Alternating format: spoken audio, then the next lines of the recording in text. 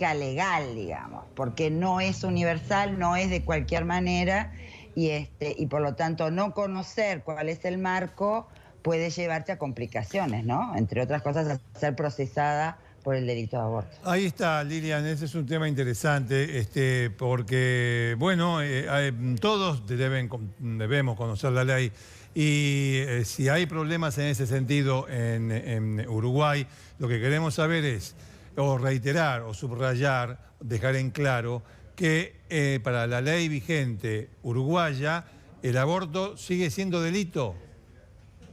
Sigue estando como figura delictiva en el Código Penal, sí. Sigue estando sí. como figura. Entonces, Sí. lo que la Sí. modificación ha hecho fue ampliar las excepciones. Sí, lo que en lugar de hacerlo por causales lo hizo por plazo, que es la Por propuesta plazo. que está hoy. Claro, es la propuesta que hoy está en el legislativo de ustedes, hasta donde tengo entendido. Pero siempre libremente. Realmente. O sea, abarca a todas las mujeres, no importa si hubo violación. No importa la razón porque se Ahí entiende. está, ahí está. No importa la razón porque las causales siempre atienden como a una dimensión del problema.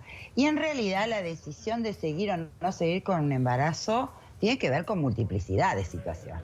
Claro. ¿No? O sea, no es solo si te violaron, no es solo si estás en riesgo, tiene que ver con tu situación, tu forma de familia, si tenés o no otros embarazos, si tenés o no otros hijos. Por eso en el mundo se entiende que las causales siempre dejan una cantidad de mujeres por fuera y por lo tanto no se resuelve el problema. Los plazos tratan de justamente entender que son multicausales las razones por las cuales alguien decide seguir un embarazo, alguien decide dar en adopción o alguien decide interrumpir. Claro. Y por lo tanto esto es lo que lo hace, esto es lo que hace atender la situación de justicia vinculada al tema del aborto, ¿no? Hoy por hoy, ¿cuál es el problema? Quienes tienen recursos materiales y simbólicos para poder interrumpir un embarazo, en general lo hacen sin mayores consecuencias negativas, sí, aunque esté penada, ¿no? Aunque esté penada la práctica. Aunque esté penada la práctica, sí. ¿Quiénes son los que tienen en general mayores problemas? Son quienes tienen bajo nivel socioeducativo, complicadas situaciones, ¿no? En torno a vida familiar, relación interpersonal o vida familiar, y por lo tanto suelen ser las que pagan el precio más grave, como es el de morirse por un aborto inseguro y clandestino, ¿no? Claro, en ese sentido la ley no ha cambiado mucho la situación, ¿o sí? En Uruguay sí, bueno, sí, el hecho de que vos hasta las 12 semanas tengas garantizados servicios legales en el sistema sanitario hace la enorme diferencia. Sí, más allá de lo que podamos discutir en ley, las 40.000 mujeres uruguayas que han resuelto en estos 5 años sus abortos en el sistema de salud, claro que les hizo la diferencia. O sea, que aquella mujer, porque nosotros venimos como con otra idea, ¿no? De lo que es la ley del aborto, de la prohibición o no. Aquella mujer que decide interrumpir un embarazo, por la causa que sea, no importa si lo hace dentro de las 12 semanas de gestación y en un lugar público autorizado a tal efecto, no es punible. Ahora, si decidiera hacerlo fuera del sistema, sí. Sí. Exactamente. Sí, sí. Bien. Nosotras, por ejemplo, no podríamos poner un centro de atención de aborto como organización feminista. Perfecto. ¿Por qué? Porque la ley no nos habilita. ¿Y esto es tanto el ámbito público y privado? ¿Están habilitados para esto o solo el público? Sí.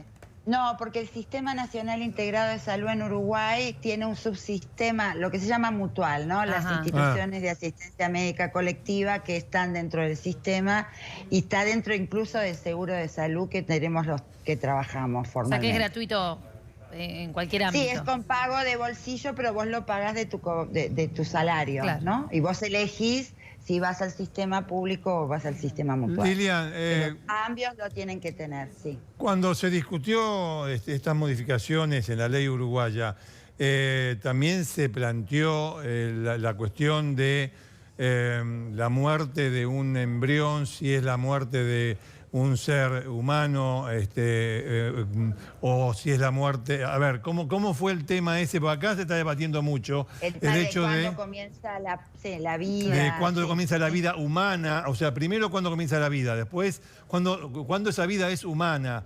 En fin, son cuestiones que acá se están debatiendo fuertemente y van a dominar el debate en buena medida. ¿Cómo fue allí? Bueno, ustedes saben que siempre es uno de los nudos del debate que además polariza posiciones, ¿no? Sí.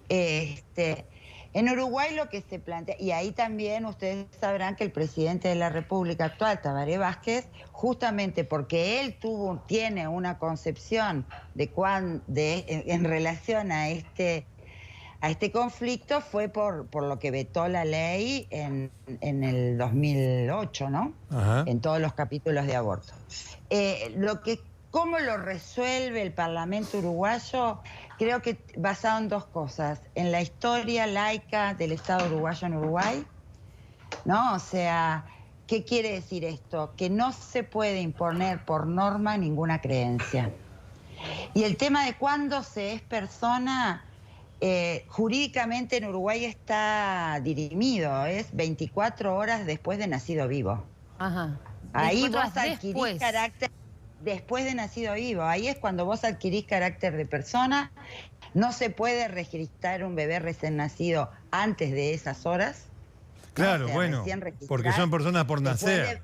Aquí, en Argentina, son personas por nacer. Y tienen sus derechos siempre y cuando, que se cumplen, siempre y cuando nazcan vivos. Si nacen muertos ya no los tienen.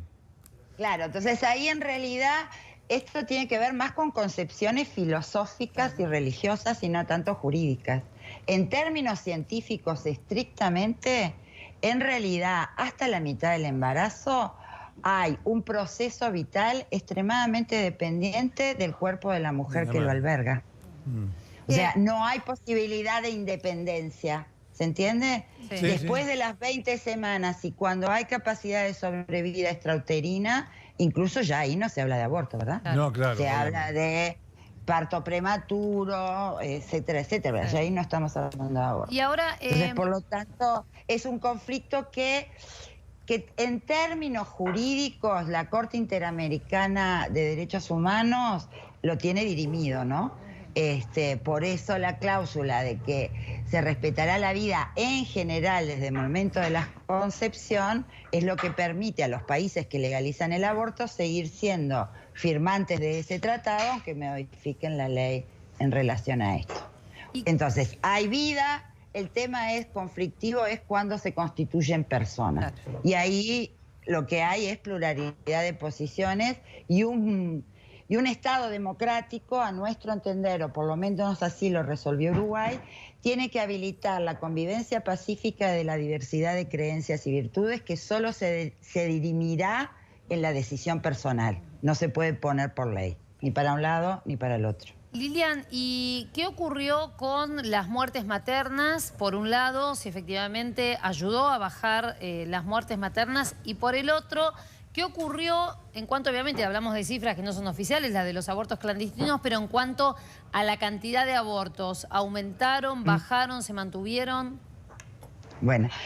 Con relación a las muertes maternas, nosotros tuvimos un pico de mortalidad materna por aborto muy grave junto con la crisis económica del 2002 y 2003.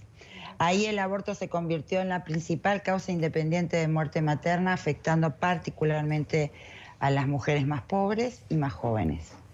Ahí se estableció la estrategia que ustedes también han incorporado en Argentina, ha sido una de las cuestiones de intercambio, que lo que se llamó fue la estrategia de reducción de riesgos y daños en la atención pre- y posaborto, justamente informando sobre cuáles son formas inseguras de abortar en el circuito clandestino. Eso redujo, ¿no? Porque no es lo mismo enfrentarte al circuito clandestino sin información a hacerlo sabiendo cuáles son prácticas inseguras.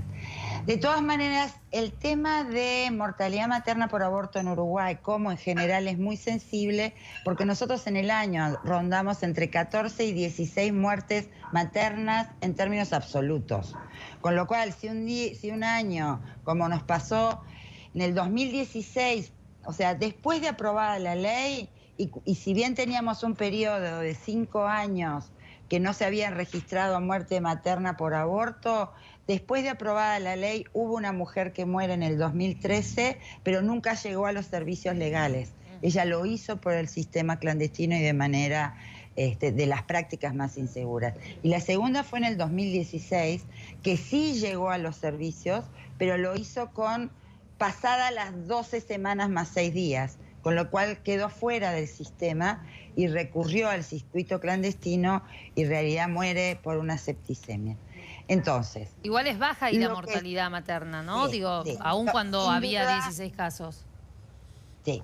Sin duda, además, una de las cosas que cambia es que aun aunque haya complicaciones, si el sistema tiene servicios legales de aborto, aun cuando hayan complicaciones, vos podés ir y el sistema está... Claro. asumiendo que tiene que atender esas prácticas. Cuando es ilegal y clandestino, ha pasado y sigue pasando en el mundo que el sistema de salud solo atiende cuando ya la situación es grave.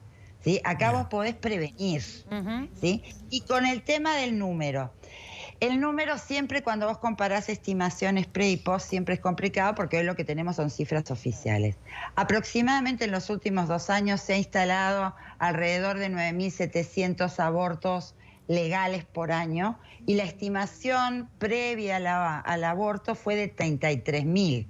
¿Sí? O sea que hoy estaríamos teniendo 1/3 de abortos legales de los estimados antes de que la ley se aprobara.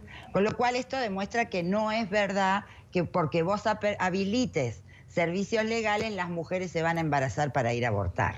No es que los servicios promueven... No, lo que quiere decir no, es que sí, porque es uno de los argumentos, ¿no? Eso de que la gente va a ir a abortar masivamente solo porque es legal.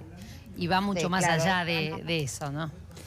Sí, y la preocupación, lo que nosotras tenemos es si efectivamente los servicios legales en Uruguay están cubriendo todos los abortos que se están produciendo.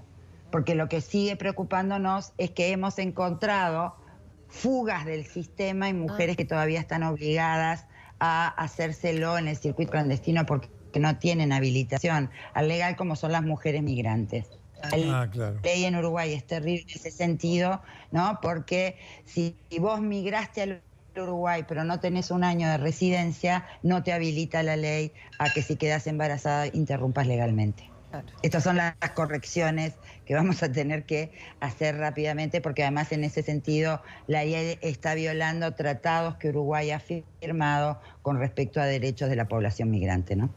Lilian, súper interesante poder conocer la experiencia allí en Uruguay. Muchas gracias. Muchas gracias. No, gracias a ustedes y a las órdenes, porque además otra cosa es cambiar la ley, no es el fin de camino, ¿eh? Después hay un largo... Vemos que no es así, claro, vemos en el ejemplo de ustedes lo vemos. Gracias. Bueno, muchísimas gracias. Adiós. Bueno, vamos a...